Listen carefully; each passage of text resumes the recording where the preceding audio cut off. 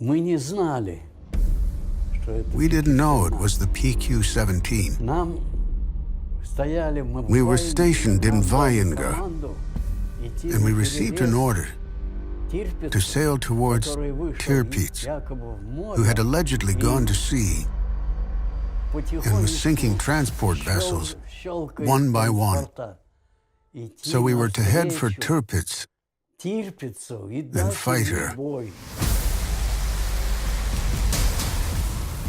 German intelligence discovered that the Allies were to send another convoy to the Soviet Union. The convoy was named under the Allied naming system PQ-17. But we also knew that the thorn in the German side was the equipment. So this was to be a classic, demonstrative defeat of an Allied convoy. The First Sea Lord ordered all surface ships of the convoy to concentrate on a certain point. In other words, they were to leave the convoy.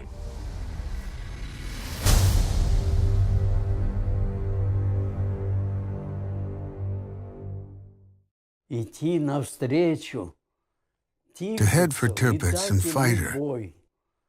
And every half hour, the commander was reporting, Tirpitz is that many miles away. And then, one wonderful day, he reported this.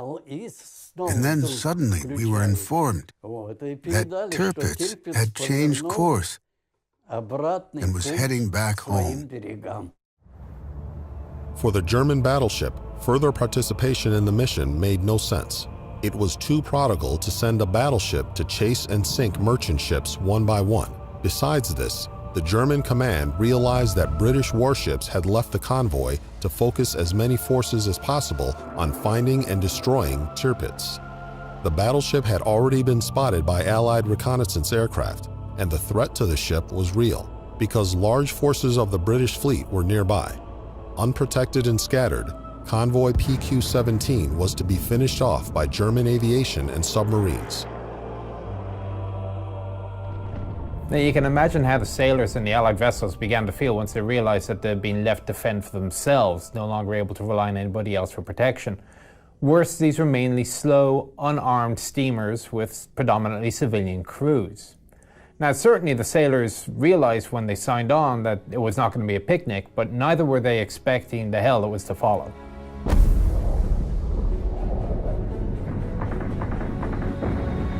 But I think that everybody that served on the Russian convoys felt that they was doing the right thing to help the right people.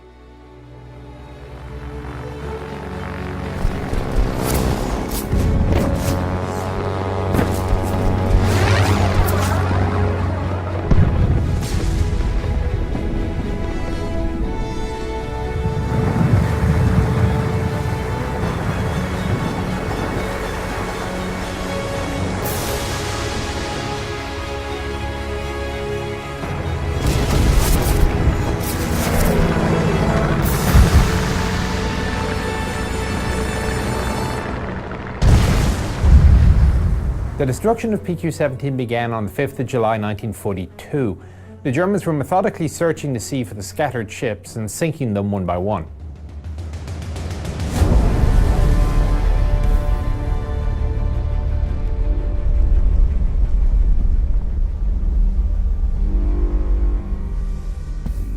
It is July 1942. The Soviet troops are suffering disastrous defeats. Heavy losses near Kharkov. The Germans are capturing the Crimea. Sevastopol is about to fall. Every tank, every gallon, every drop of oil, every aircraft mattered to us. And when they gave this order to scatter the convoy, for us, I don't know what to call this. It's something that makes your heart ache, a tragedy for all Soviet people. Because of this lost convoy, thousands and thousands of Soviet people lost their lives. Together with the convoy's vessels, 430 tanks sank to the bottom of the Barents Sea.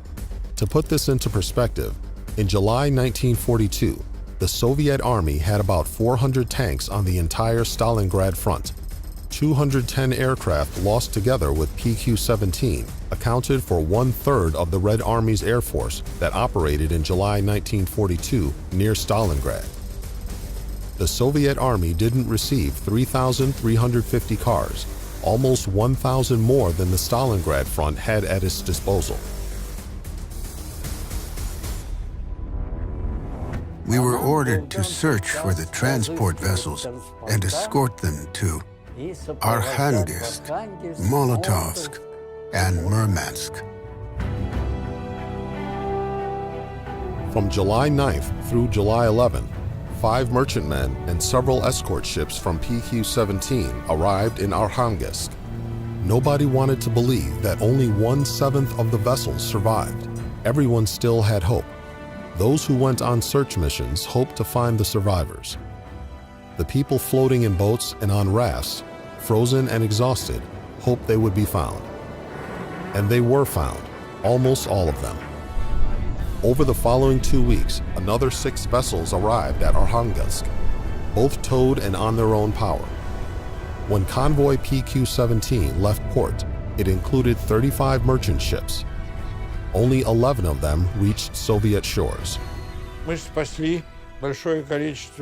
saved a lot of people, about 40 people,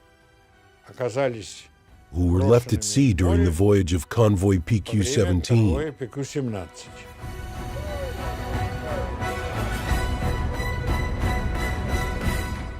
And about all they could say was, it was rather rough, it was rather cold, yeah. And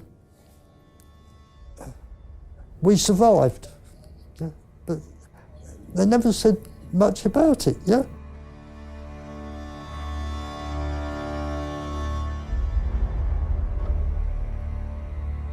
And then we find out that the admiral, who was in command of all this, simply ordered the merchant ships to scatter, saying, "Save yourself if you can."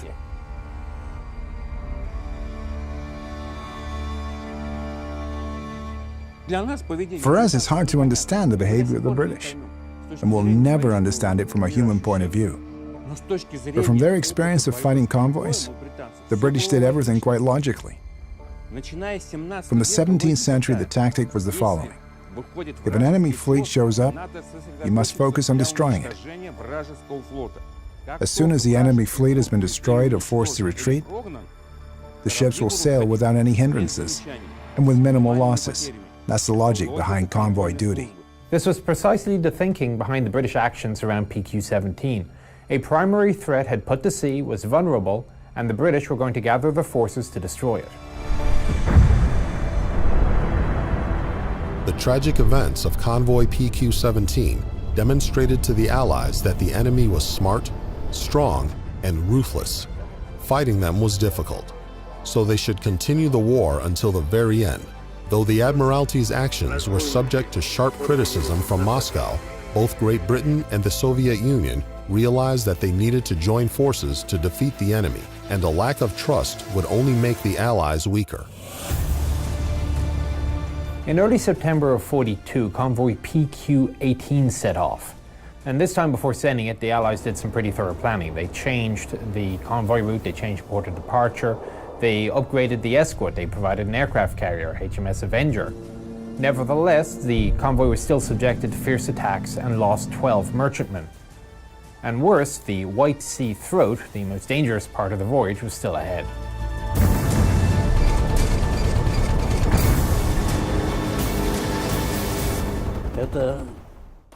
This was essentially our last battle. The battle near Cape Kanyon-Nos. The Nazis sent torpedo bombers there.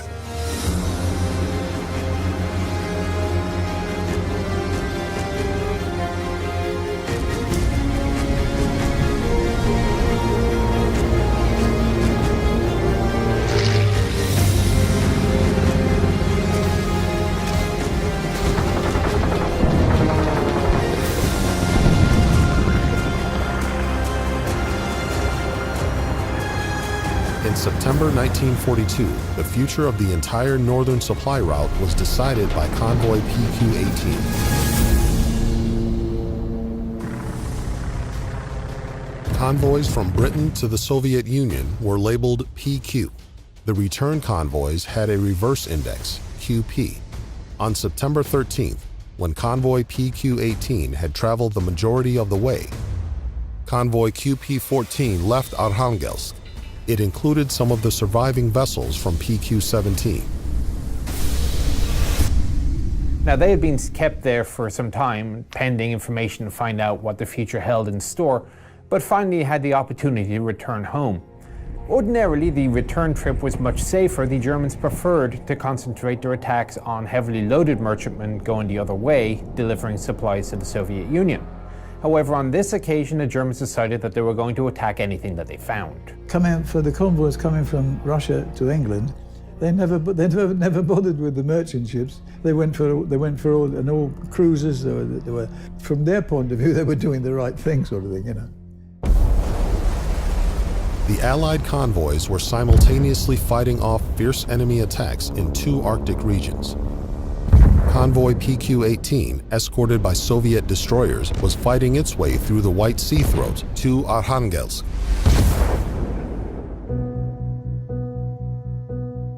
Our commander, Anton Iosifovich Gurin, fired the main battery.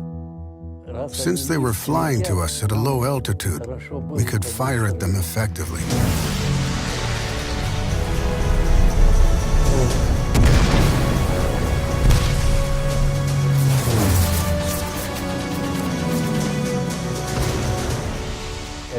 The aircraft was swept away 5 inches.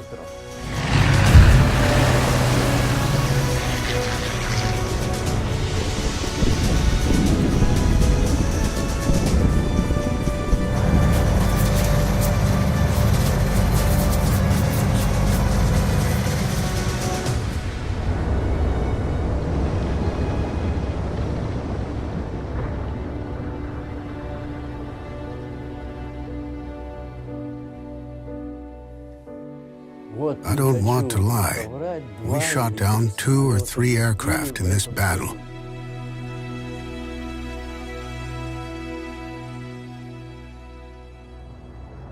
"27 ships of Convoy PQ-18 reached Soviet ports. The equipment they brought was immensely important for the troops. Very soon, it was saving the lives of Soviet soldiers and contributing to the overall victory. But there are no entirely happy stories at war. Convoy QP-14, which was carrying people back home, was attacked. The Somali was torpedoed, and Captain Onslow, our captain, decided to tow the Somali back to the United Kingdom, back to the UK. And we got the towing ropes across and a connecting line, a telephone line and everything. And we towed her for 2 or 3 days, actually, in the way, and we thought, good, we're going to save this ship.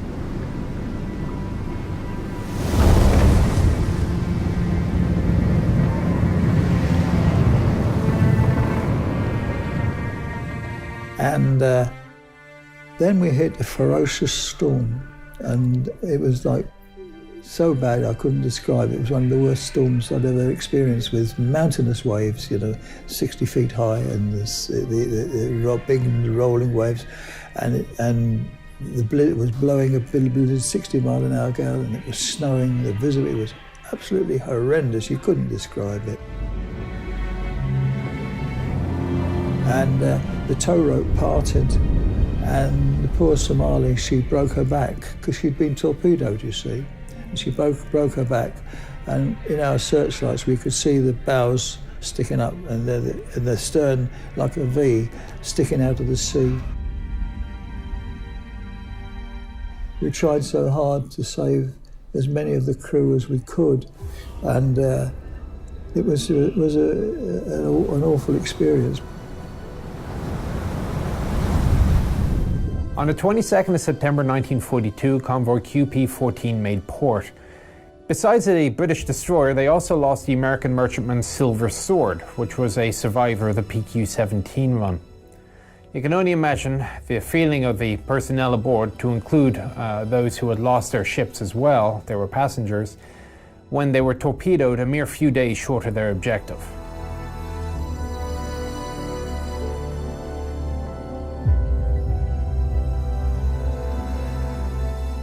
The outstanding valor and bravery of the sailors aboard PQ-18 and QP-14, as well as their success in delivering the cargo, showed that the northern route was still necessary and, if correctly planned, very feasible.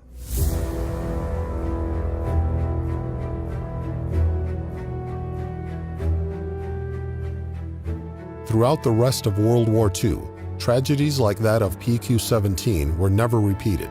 The Allies gained military dominance in the north, and all following attacks on the convoys ended in great losses for the Germans. Allied vessels reached Soviet ports safe and sound.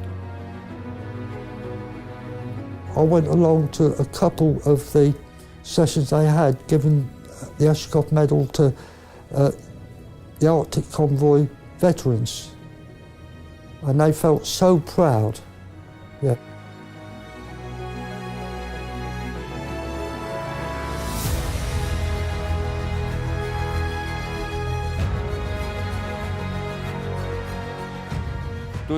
Of course, the share of supplies sent via Arctic convoys during the whole war is quite small.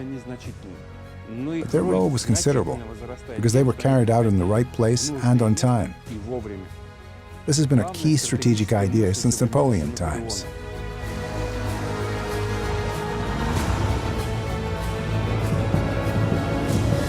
They were all fighting against a common enemy, and they all had to help each other out to win. The Soviet Union made huge contributions to the final victory, and as far as the convoys were concerned, it wasn't merely the equipment that mattered, but also the knowledge that they weren't fighting alone.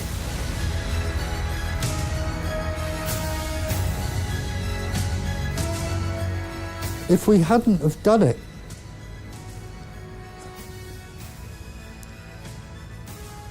we would never have won the war. And I hate to think what would have happened.